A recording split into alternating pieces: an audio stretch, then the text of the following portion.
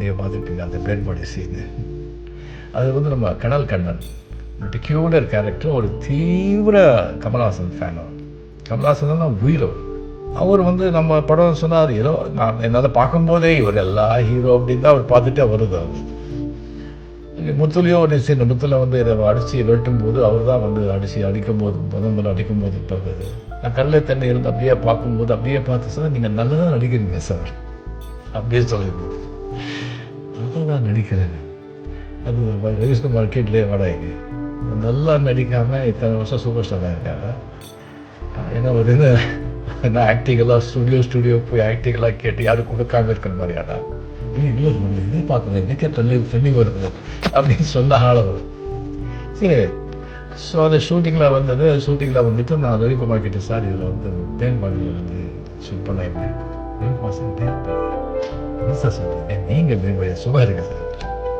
Sir இல்லை sir நீங்கள் வாங்க சார், நீங்கள் சீட் எடுத்து காட்டுறேன் சார். நல்லா இருக்கு சார், நல்லா இருக்கு சார். ஆனால் எதிர்பார்க்கவே இல்லை சார்.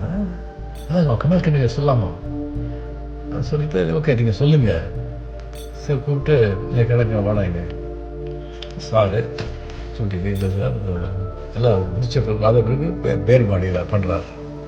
இது இவர் பேர்பாடியில் சார் இந்த விஷயம் பாருங்க சார். ஏய் என்ன சார் இது?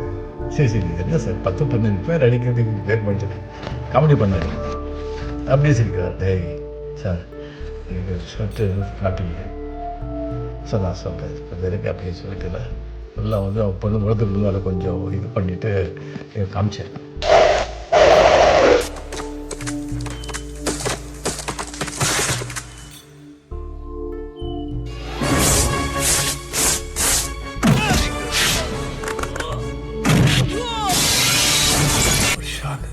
இங்கே பின்னாலே சார் நல்லா இருக்கேன் சார். இது எப்படி சார் இது தெரியவே இல்லை.